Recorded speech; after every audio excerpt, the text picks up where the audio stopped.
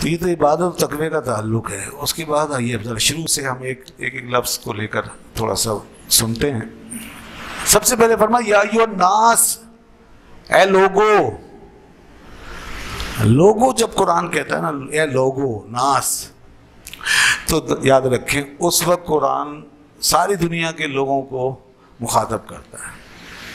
اس میں اب سب آئیں گے، مومن بھی آئیں گے، کافر بھی آئیں گے، منافق بھی، سب آ گئے. ناس ہے نا، سب لوگ تو سبھی.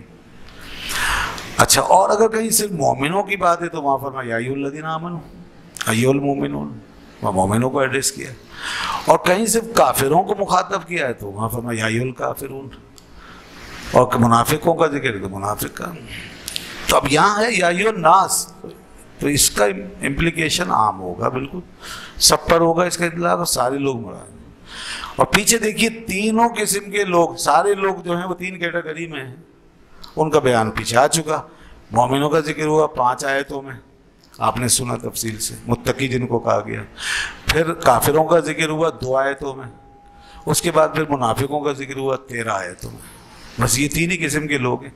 اب تینوں کو جمع کیا اور فرمایا یا ایھا الناس، اے لوگو عبادت کرو.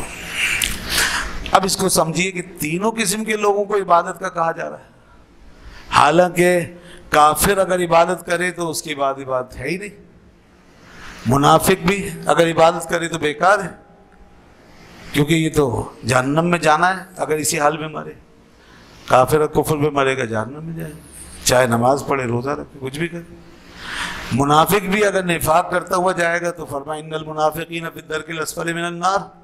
منافق تو جہنم کے سب سے نچلے طبقے میں جائے گا، چاہے نماز پڑھے، روزہ رکھے، کچھ بھی کرے. تو بھائی اب ان کو عبادت کا حکم دیا تو پھر ان کی بات کا فائدہ کیا؟ تو ان کی بات تو قبول ہے ہی نہیں. ہاں، تو اب اس کا کیا مطلب ہوگا؟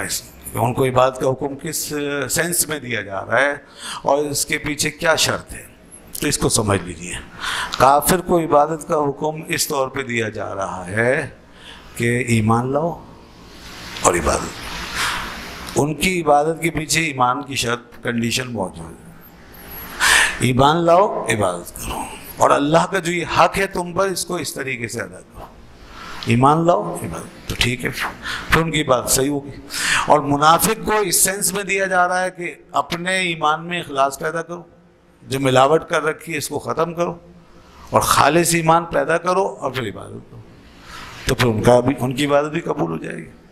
اور رہ گئے مومن، تو مومن تو آلریڈی ہے ہی ایمان والے. تو ان سے کہا جا رہا ہے کہ اپنی غفلت کا پردہ اتارو.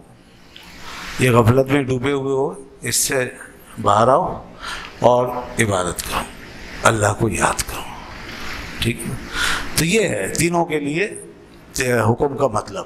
عبادت کا حکم اس معنی میں ہے.